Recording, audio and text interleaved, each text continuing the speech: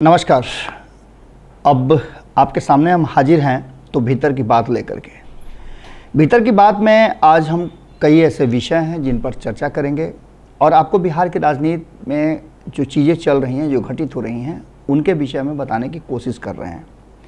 हमारी जानकारी कितना सही है ये भी हम आपके भरोसे छोड़ते हैं, लेकिन आपको इस बात की ज़रूर कहीं ना कहीं मन में हो रहा होगा कि नीतीश कुमार आखिर दिल्ली हड़बड़ी में क्यों गए।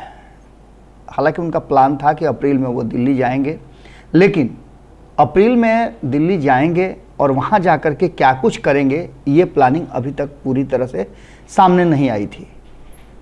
दिल्ली चले गए हैं नीतीश कुमार और जाकर के उन्होंने फूल माला लेकर के सबसे पहले मुलाकात की है लालू प्रसाद से। अब इस लालू प्रसाद से मुलाकात वाली बात और नीतीश कुमार के दिल्ली जाने वाली बात को अगर एक जगह ला करके खड़ा करते हैं तो आपको स्पष्ट हो जाएगा कि 2024 के चुनाव में जिस तरह से भारतीय जनता पार्टी अपनी तैयारियां, अपनी रणनीति बना रही है, उसी अनुपात में, उसी हिसाब से अब नीतीश कुमार भी अपनी रणनीति बनाना चाहते हैं और लालू प्रसाद सिंगापुर जाने से पहले सब कुछ तय कर लेना चाहते हैं। अब ये बातें आप सीधी तौर पर समझ सकते हैं कि क्या कुछ चल रहा है। तो हम आपको बता रहे हैं कि भारतीय जनता पार्टी ने जो प्लान बनाया, जिस तरह से सीट शेयरिंग का फॉर्मूला तय किया था, उसी के आधार पर, क्योंकि वो विनिंग जो आंकड़ा था वो था 2019 में 40 में से 39 सीटें जीती थी महागठबंधन के विरुद्ध एनडीए। तो इसका मतलब था कि सीट शेयरिंग के फॉर्मूले को बड़ा सोच समझ कर रखा गया था। 16 सीटें जीते थे नीतीश कुमार और 17 सीटें जीत करके सबसे बड़ी पार्टी बनी थी भारतीय जनता पार्टी। इनमें से एक सीट महागठबंधन को, जो कांग्रेस के हिस्से में गई थी। अब आने वाले 2024 के चुनाव में जहां एक तरफ नीतीश कुमार को दिल्ली भेजने के लिए जी जान लगाए हुए हैं दोनों पिता पुत्र, वहीं नीतीश कुमार इसको अच्छी तरह से ठोक बजा लेना चाहते हैं। क्या फॉर्मूला होगा, नीतीश कुमार को कितनी सीटें मिलेंगी, इन बातों को लेकर के अब मोल भाव का वक्त शुरू हो गया है। और सिंगापुर चेकअप कराने जाने से पहले लालू प्रसाद चाहते हैं कि वो सारी चीज़ें क्लियर हो जाए, जिससे कि आने वाले 2024 के चुनाव की तैयारियां पूरी तरह से हो जाएं।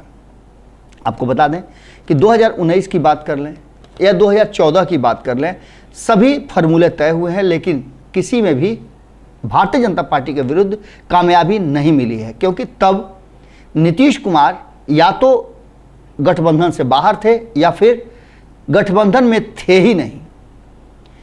2014 में नीतीश कुमार अलग चुनाव लड़े थे और महागठबंधन अलग चुनाव लड़ी थी, जिसका परिणाम आपको पता है कि सब मिलाकर के भारतीय जनता पार्टी अपने गठबंधन के साथ 32-33 सीटें जीतने में कामयाब रही। 31-32 सीटें उसने जीते थे। अब जबकि 2019 का चुनाव हुआ तो और मजबूत फार्मूला के साथ भारतीय जनता पार्टी उभर करके आई और इस बार तो नीतीश कुमार साथ में थे, तो उसने 40 में से 39 सीटें जीती। बिल्कुल उसी कहा जा रहा है कि फार्मूले को लेकर के और उसी तर्ज पर बिहार में 2024 का चुनाव लड़ने के लिए तैयारी शुरू हो चुकी है। नीतीश कुमार के पास जो फार्मूला है, लालू प्रसाद से उसको वेरीफाई कराने गए हैं। हालांकि लालू प्रसाद के पास फार्मूला हर स्थिति में एक ही है और वो है कि नीतीश कुमार कैसे बिहार छोड़ करके दिल्ली की राजनीति में आ जाए। इसके लिए उन्होंने कई राजनीतिक दलों से बातचीत भी किया था, उसके संभावनाओं पर भी विचार किया था और नीतीश कुमार को कई दल से मिलवाया भी था। अब जो 2024 की तैयारी है उससे पीछे थोड़ा सा 2019 में आप जाइए तो महागठबंधन के तहत 40 सीटों का जो आंकड़ा रखा गया था, जिसमें से किसे कितनी सीटें मिली थी और क्या परिणाम हुए थे, वो हम आपको पहले बता दें।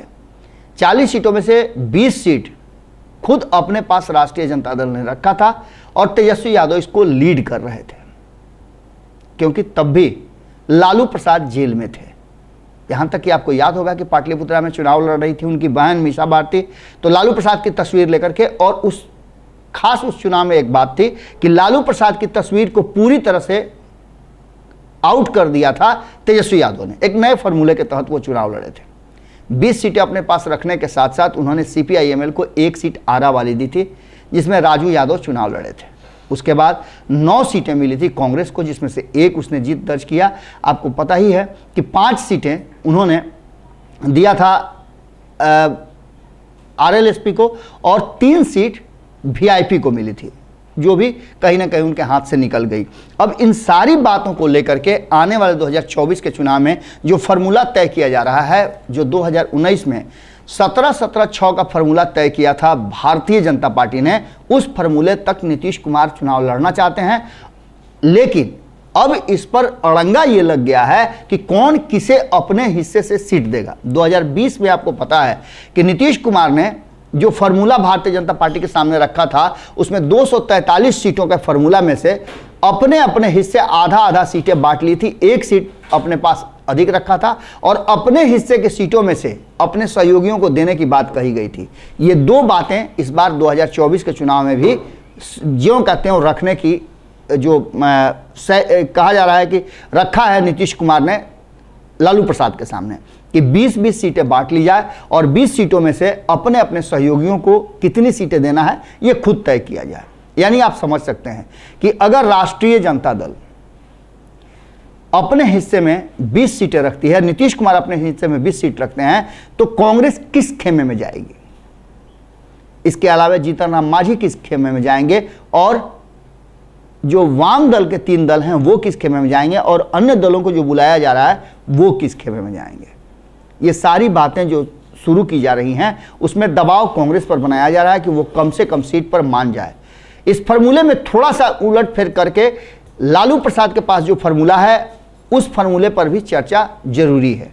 लालू प्रसाद के पास 17-17-6 की जगह 15-15-10 का फार्मूला है, जिसमें 15 सीटें राष्ट्रीय जनता दल को, 15 सीटें जनता दल यूनाइटेड को और 10 सीटों में कांग्रेस, लेफ्ट, मांझी और अन्य को समेटने की तैयारी है। अन्य में आप समझ सकते हैं कि इफ्तार पार्टी में जो लोग गए हैं उन लोगों पर भी अब फोकस बढ़ा हुआ है।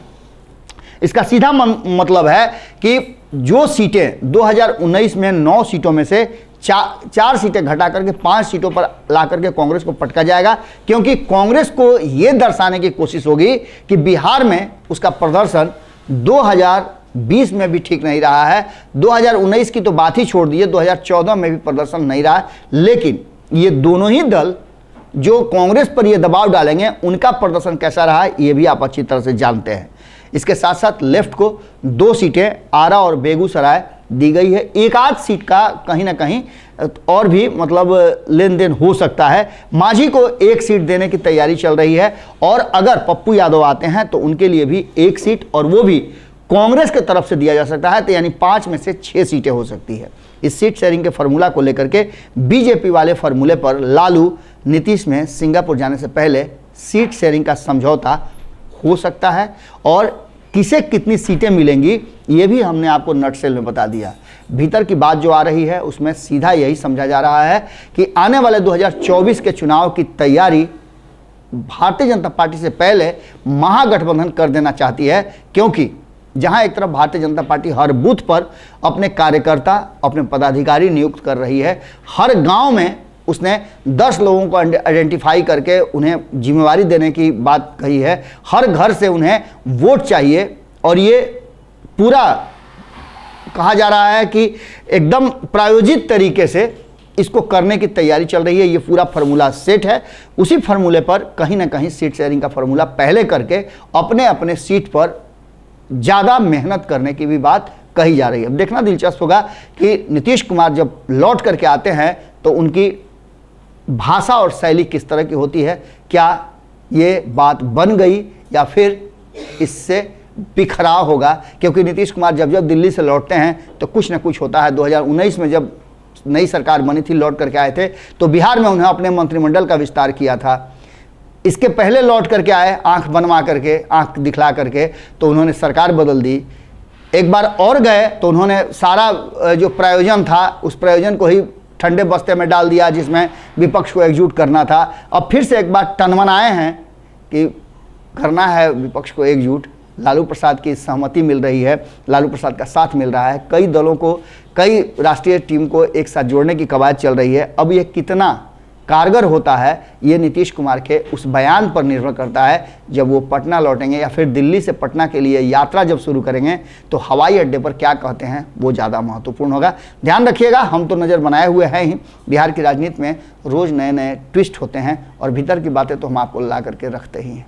अगर ये वीडियो पसंद आई और वह बिहार के राजनीति और बिहारियत से सरोकार रखेनी तो सब्सक्राइब बटन दबा के चैनल के सब्सक्राइब कर ली। ओजे एगो घंटी बा, ओकरा बटन दबा देला से कुल सटीक और मारक खबर रुआ मुफ्त में मिल जाई। अगर रुआ पत्रकारिता के हमनी के नया प्रयोग में सहयोग कर चाहतानी तो ज्वाइन बटन दबा दी।